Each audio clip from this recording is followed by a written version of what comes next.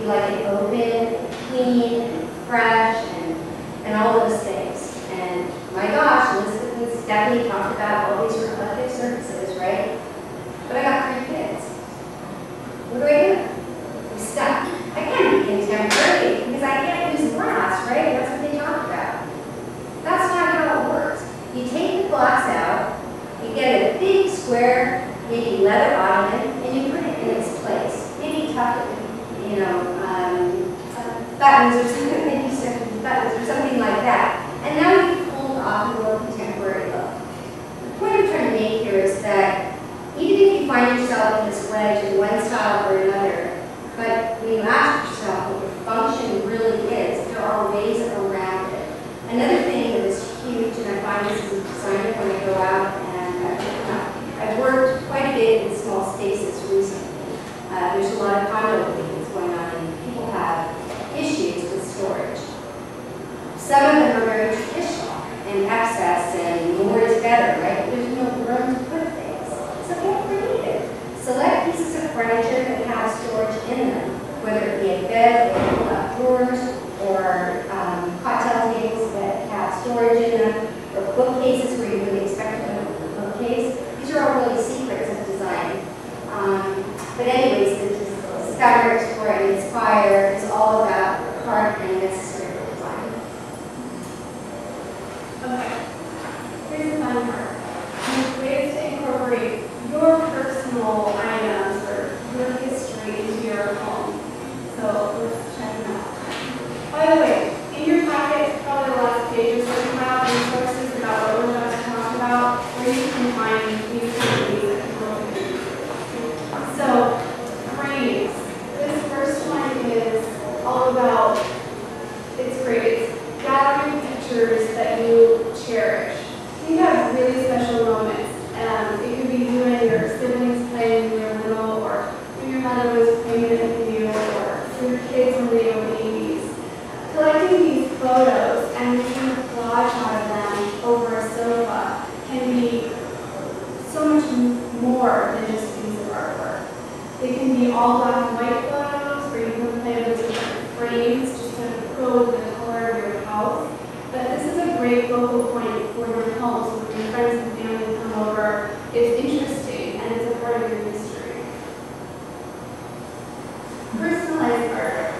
This is really fun. So there's companies where you can send photos of your children, of your pets, of special, any memories or anniversaries. It could be a great gift idea too. Well, they'll turn your memory or your photo into pop art. You can get them any size or any color and just totally customize it for you. And this is actually a fingerprint. I don't know if you've seen that before, but you can do your children's fingerprints or just yours. Blow them up as big as you want, and it's really great for a contemporary look too. Start collecting. This is something that anyone can do. If you travel, start picking up one item. It can be everything to magnets, which is really small, to little vases or paintings or anything.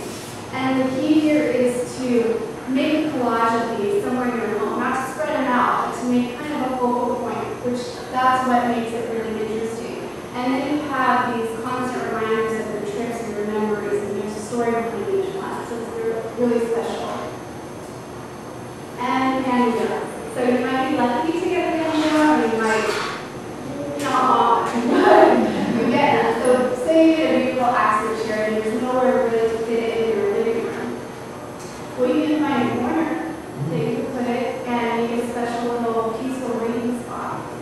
Or you can get a very traditional piece like this one, and maybe it doesn't fit. But if you paint it a fun color like this, you have an awesome, eclectic focal point. And then you're going to love it. It's unique. And this picture here, it shows several different chairs at one dining room. And this is really an eclectic look too, because they painted it kind of a funky color. But let's say that you have all dark espresso, because that's really what's popular right now. And you get a bunch of, let's say you get 4 oak chairs. Well, your solution is just to stain those chairs the same dark color, and then everything fits in. All right, so those are really great So here's a couple ways you can do it on your own. So vintage brooches, and again, in your literature, we've provided you with a resource that's several different thrift stores that the other things that Steph talked about for Arthur. Vintage brooches are great to be used in pillows. You can use them on lamps. You can even frame them. But the idea is you go into these thrift stores and you find something that really you're attracted to. It's inexpensive, it's a lot of fun, and you can make a one-of-a-kind, unique accessory for yourself. And then get creative with jewelry again. Here we have a candle. Here we have a candle. Actually, I thought my daughter invented this some years ago. She wanted one of those little things that have the holes in it that you hang your earrings in. And she didn't have the money to afford it. I was about to buy it for her. So anyways, that particular night, she had taken her earrings and stuck it into her candles.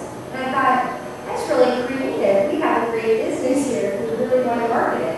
But the thing is, too, is that around the holidays or any particular event, you can kind of make pins, one-of-a-kind accessories that go ahead and promote them very well. All right, so then when it comes to florals, we all have florals in our house. We all have arrangements. And sometimes they just look tired or they look like roses or the same thing kind of thing. We recommend that you go down to your local craft store and go ahead and introduce new colors into your home. Colors that maybe wouldn't be expected. Or if you look over there in the left-hand corner, the metallic band that is around the cylinders here is nothing more than tape. It's really inexpensive to do.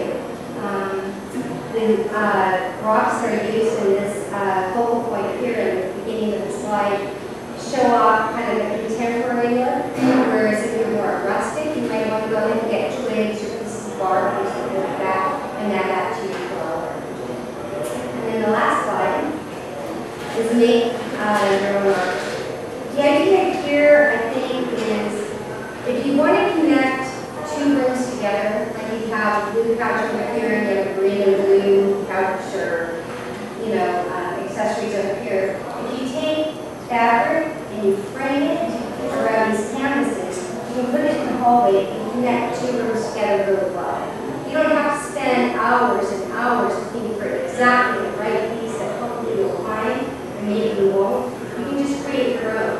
You can also do the same thing with wrapping paper and it's very successful.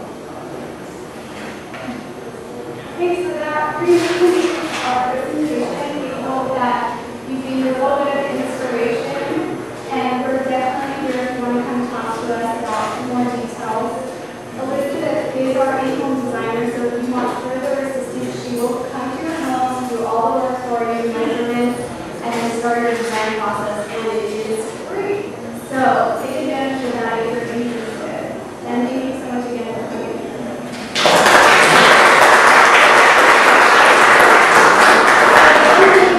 Are there questions? Come on.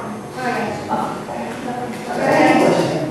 I noticed on your rustic, you were talking about the quote you use in the appropriate bit.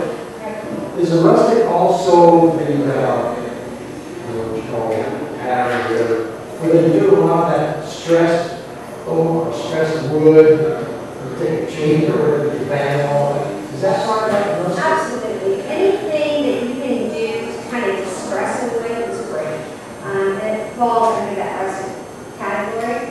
Something I did mention, and kind of a little bit off topic, I guess, but still under the umbrella of rustic is the mission style. Mission style furniture, a lot of us are familiar with. It has a lot of straight lines. If you think of ladder chairs with horizontal straights like this, it's a little bit more refined. It's not quite as distressed as taking a chain and using up your furniture, but it's also very popular. I have a very small house, a living room is something like 12 by 14, 11 by 13. So the couch, I like the fact that the couch is very long and small. For a rug, a couch do you suggest a dark rug, a light rug? You have a suggestion on that? How big a rug? If the room is small and also doesn't have a lot of natural light, It has tons of light. it has tons of light. So then you really have freedom to do whatever you want. If you're drawn to the dark rugs, I would go ahead with that. The only thing I would say is if you don't have a lot of natural light, it feels congested, I would stick to lighter colors. So you have options. And then finally,